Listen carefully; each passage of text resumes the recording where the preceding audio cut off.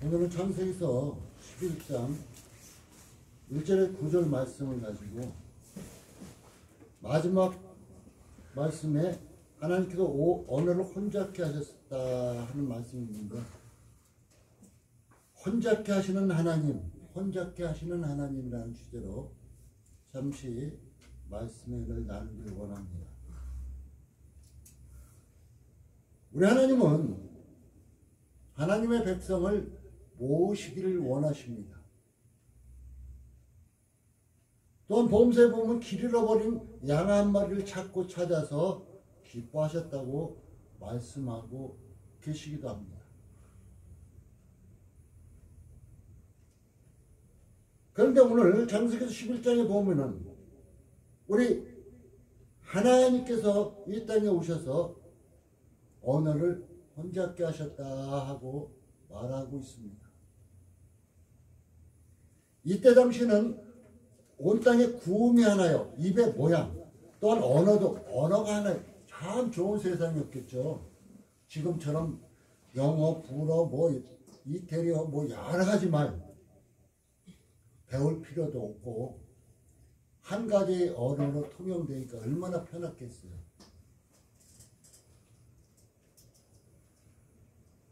그런데 여기서 문제가 나타납니다. 이들이 이제 바벨이라는 탑을 쌓는데, 야, 우리가 벽돌을 쌓고 쌓아서 아주 하늘을 닿게 하자. 교만이 하늘을 치솟고 있습니다.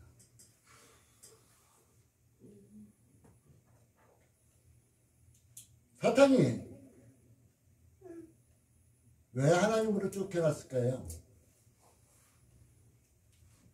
하나님의 영광을 자기도 받기를 원했기 때문입니다. 자, 이들은 사자에게, 야, 이 꼭대기를 하늘에 닿게 해요. 우리의 이름을 내자 그랬어요. 우리의 이름을 내자. 우리의 이름을 내자. 언어도 하나고 모든 것이 통하는 것이 하나다 보니까 이제 이들은 이 일을 진행합니다.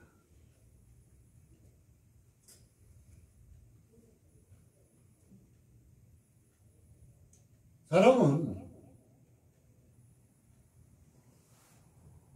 대부분의 많은 사람들은 자기가 하는 것이 옳다고 생각합니다. 자기가 하는 것이 기준점이라고 생각을 합니다. 그래서 공산주의나 사회주의 사상에서는 지도자 한 명이 말하는 대로 모든 것을 이끌어가고 있습니다. 그러나 민주주의에서는 여러 목소리를 내기도 합니다. 자, 이름을 내자. 우리 이름을 내자. 자, 이름을 내자 한다고 문제 생기나요? 내 이름을 꼭 높이 내야만 되는가요?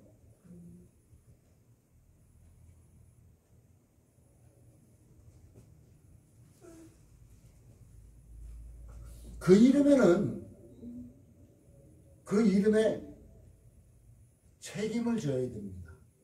자기 이름에 책임을 져야 진정한 이름이 남습니다. 바로 어떻게 우리의 이름 하늘 높이 쌓고 우리 이름을 내자 하는 것은 하나님을 어떻게 보면 대적하는 꼴이에요. 하나님을 대적하는 꼴이에요.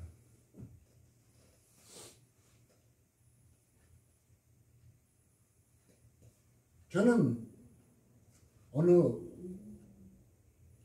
부흥회나 사경회나 총회나 모든 데 가서 보면은 안타까운 것이 한 가지 있습니다. 그냥 어느 교회 누구누구 목사 이렇게 하면 되는데 박사, 석사, 뭐 하버드, 뭐 뭔데 아주 경력이 찬란한 사람들이 많아요.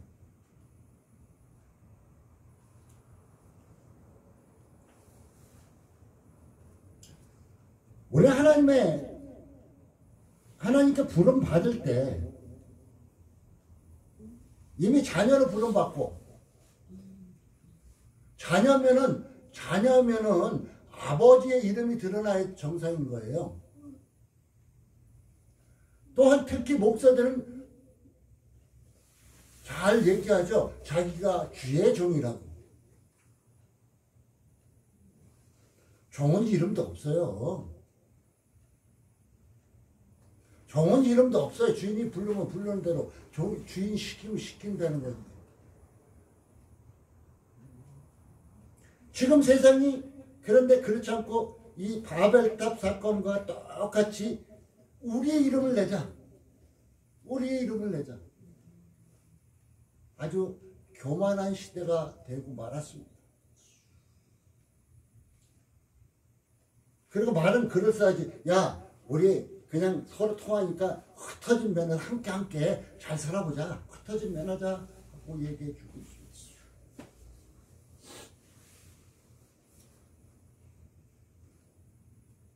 우리나라가 지금 크게는 둘로 쫙 갈라져 있습니다.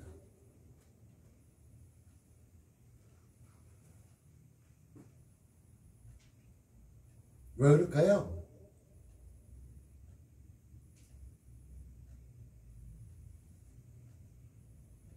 그것은 어느 한 사람의 이름을 내기 위해서, 그 한 사람의 이름을 높이기 위해서 하다 보니까 결국 그런 결과가 나타났어요. 그것은 무엇 때문일까요? 교만 때문에 그렇습니다.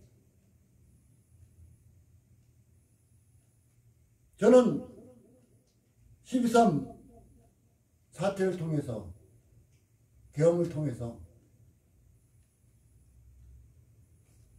많은 사람들이 니 탓이하고 손가락질하는 것을 많이 보았습니다. 니 탓이야. 그런데 여러분 한번 보세요. 손가락질할 때 손이 어떻게 돼 있나?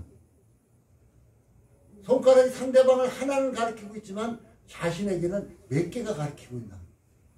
너 때문이 아니라 나 때문이야 하고 손은 분명하게 가리켜주고 있는데, 우리는 하나가 말하는 것을 너 때문이야 하고 말하고 있어요.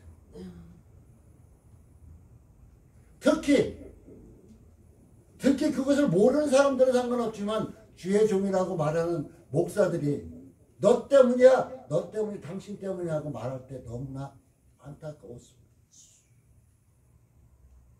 지금 우리는 이 11장에 나타나는 그 바벨탑, 교만의 바벨탑을 쌓고 있지 않은가 생각해 봐야 됩니다. 지금 우리가 교만의 바벨탑을 쌓고 있는데, 그러니까 교만하다 보니까 내 뜻대로 안 되면 너 때문이야, 나 때문이야 하고 말하고 있음을 볼 수가 있다는 것입니다. 우리 하나님이 이것을 보시려고 내려오신, 성과 대를 보시려고 강림하셨더라. 하나님이 6절에 말씀하십니다. 이 무리가 한 족속이요 언어도 하나님으로 이같이 시작하였으니, 이유는 그 경영한 일을 금지할 수 없다. 언어가 하나고 한 족속이니까, 서로 통하니까, 서로 한 마음으로 통하니까 그렇게 될 수밖에 없다. 그냥 흩어야만 해야 되겠다, 혼잡게 해놔야 되겠다 하고 말씀하고 계십니다.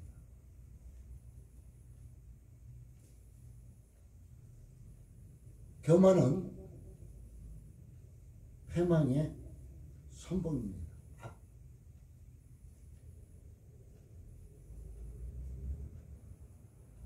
저는 우리 하나님 앞에 제일 문제점이, 우리 예수 믿는 사람들의 제일 문제점이 뭐라고 생각하냐면 거짓말. 첫 번째는 마귀가 제일 좋아하는 거짓말. 또 두 번째는 교만이라 생각합니다. 교회에서 어떤 직분을 맡으면 자기가 무엇이나 다 됐냐 거들떡거리는 것이 이런 모양새. 담임 목사는 담임 목사대로 거들떡거리는 이런 모양새.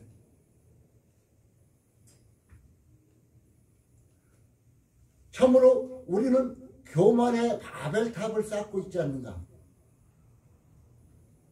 지금 생각해 보아야 됩니다. 우리나라도 또한 이 과정을, 지금 이 과정이 교만의 바벨탑을 쌓고 있는 과정에서 둘로 쭉 나눠져서 반 갈라진 상태에서 완전히 무너지지 않고 있으니까 계속 쌓고 있음을, 양쪽으로 계속 쌓고 있음을 볼 수가 있어요.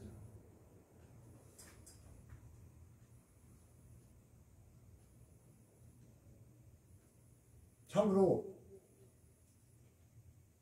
우리는 어떻게 될까요?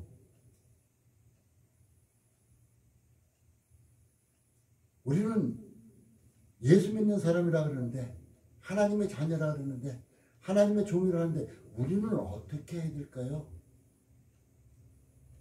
무엇을 할 때 어떻게 해야 될까요? 하나님의 말씀을 들어야 되겠죠. 오늘 바벨탑을 쌓은 사람들은 하나님이 없어서 산다. 우리끼리 잘 먹고 잘 살 수 있다는 얘기입니다.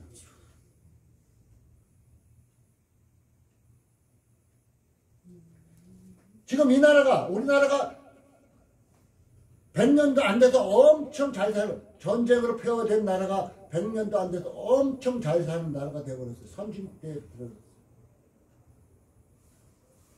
이제 잘 먹고 잘 살다 보니까 교회에서도 평안하다 평안하다 하면서 이제 하나님을 등지게 되고 하나님을 멀리하게 되고 사람들의 모임을 갖게 되고 사람들의 모든 것을 갖게 되니까 교회가 바벨탑을 쌓고 있다는 것입니다.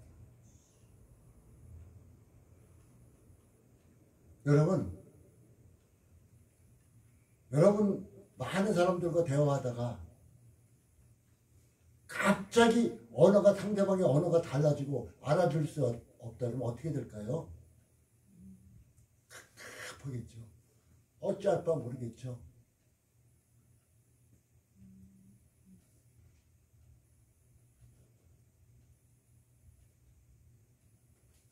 참으로 우리는 이런 말씀을 통해서 나는 과연 하나님 앞에 어떤 모습으로 서 있는 것을 생각해 보아야 될 것입니다.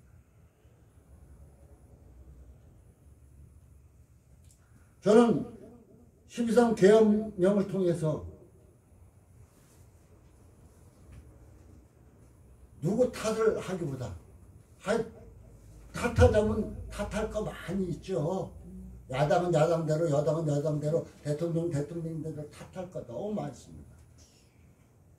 그러나 그것보다 더 중요한 것은 우리 예수 믿는 사람들이 각각 자기 있는 처소에서 깨어나야 되는 겁니다. 깨어나야 되고 온전히 회개하고 하나님의 자녀로서 빛을 발해야만 된다. 자그마한 호롱불이 될지라도 있는 각 처소에 조금씩 빛을 발하면은 이 나라는 어둡지 않을 것입니다. 그 밝음으로 인해서 혼잡했던 세상은 이제 온전히 아름다운 세상으로 바뀔 수가 있을 것입니다. 그런데 유튜브를 통해서 보면은 많은 목사들이 특히 안타까운 것이 누구 탓이야 하고 탓만 정하는 것을 보고 저는 굉장히 안타까웠습니다. 바로 내 탓인 거예요. 내가 온전치 못했기 때문인 거예요. 내가 있는 자리에서 예수 믿는 하나님의 자녀로서 자녀의 역할을 못했던 거예요. 대한민국에 1000만 성도라는데 1000만 성도가 각각 자기 처소에서 자기 일을 온전히 감당했다면 이 나라 이 모양새로 어지러운 세상이 되지 않았을 것입니다.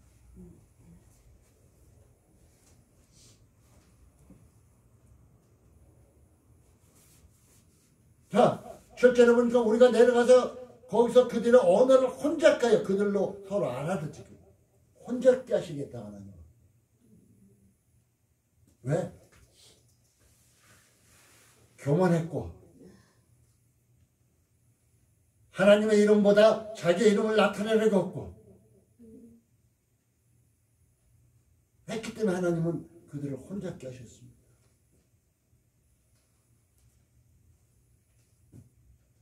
저는 윤석열 대통령이 감옥에 들어가는 순간부터 아니 계엄령 선포 이후부터 늘 생각했었습니다. 그런데 그가 감옥에 들어가는 순간 어느 한 목사님을 통해서 성경을 원했고 그 성경을 교도소 안에서 본다고 했길래 아차 그래 아무리 대통령이라 했을지라도 그가 교만했던 그 모습을 꺾을 수 있는 것은 오직 하나님 말씀밖에 없지. 하나님 앞에 그가 엎드린다면 하나님이 그를 다시 세워주실 것이다. 그를 어지럽히고 혼잡게 하고 어렵게 했지만 그를 온전히 다시 세워주실 것이라고 확신하면서 말씀을 대언할 때가 많이 있었습니다. 야당 대표도 어느 누구도 다 똑같습니다. 하나님 앞에 온전히 납작 거꾸러진다면 하나님 다시 세워주실 것입니다. 목사를 할지라도 어느 누구가 할지 교만하시면 하나님은 꺾으실 것이 분명합니다. 자, 언어를 혼잡게 하셨다. 세상을 혼잡게 하시면 어떻게 될까요? 혼잡게 된 나라 많이 있죠. 이스라엘과 그 근방 전쟁터로 러시아와 우크라이나 예멘 반군으로 또한 혼잡게 된 나라가 많이 있죠. 태풍으로 호우로 눈으로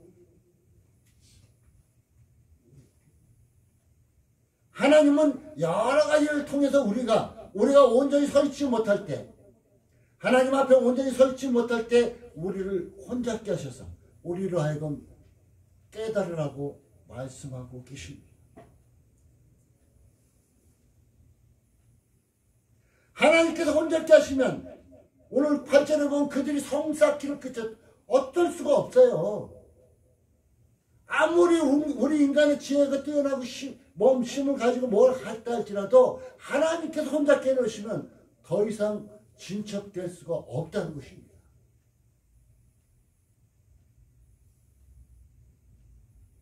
우리 주안의 교회는 행여 이 바벨탑을 쌓고 있지 않은가요?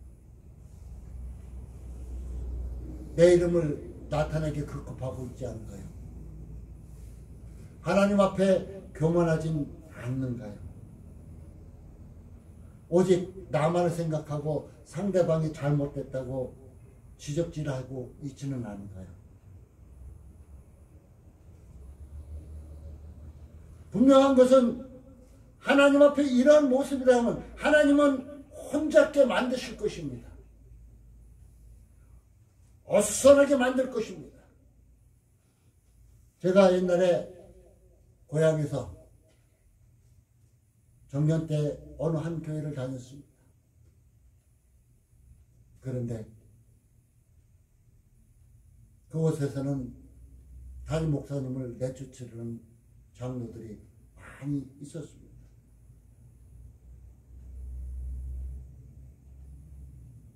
무엇 때문이었을까? 장로들은 말을 안 듣는다고 목사를 내쫓으려고 하고 있어요.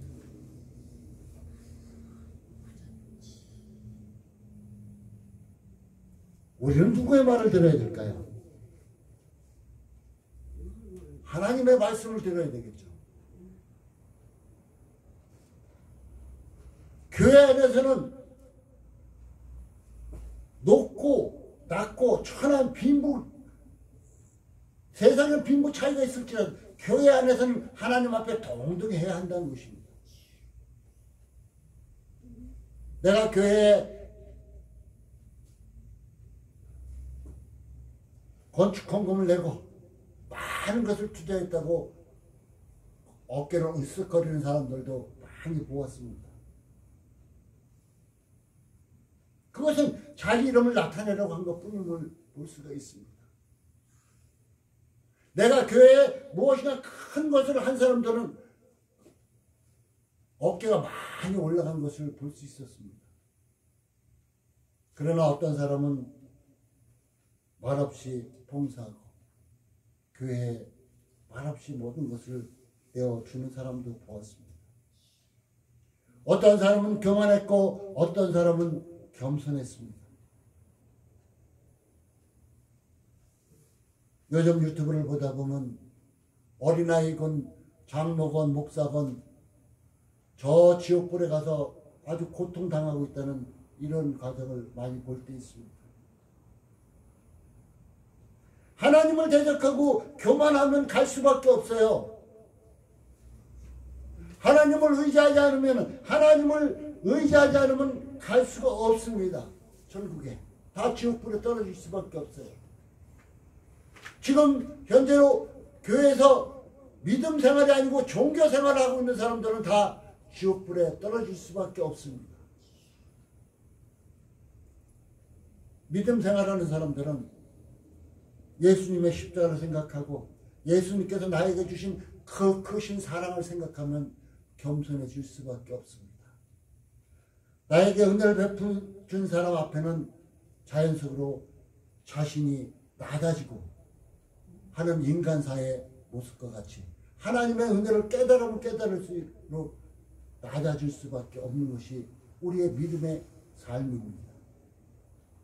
그러나 종교생활을 하는 사람은 교만합니다. 끝도 한도 없이 교만해지고 있습니다. 이런 사람은 결국 가야 할 곳은 지옥밖에 없다는 것입니다.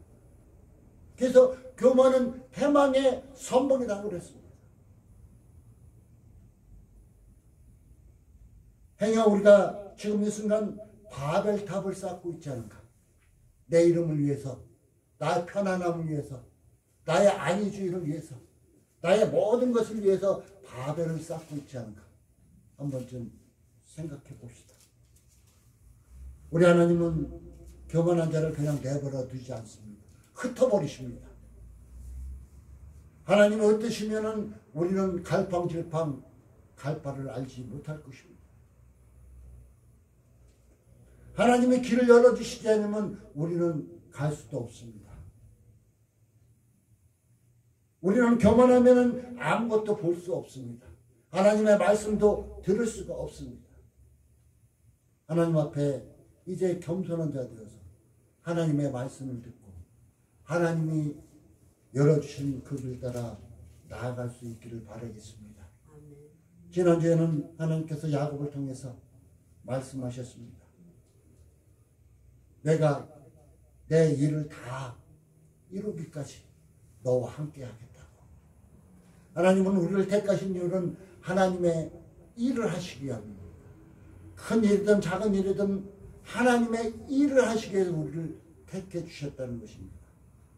우리는 내 일이 아닌 하나님의 영광을 드러내는 이런 삶, 교만이 아닌 겸손의 삶을 삶으로 하나님의 흩으심이 아닌 모으심, 하나님의 사랑으로 모으심 속에 살아갈 수 있는 복된 순간순간의 하루의 삶이 되어지기를 예수님의 이름으로 축복합니다. 기도합니다. 하나님 감사합니다. 오늘도 함께 하심을 감사합니다.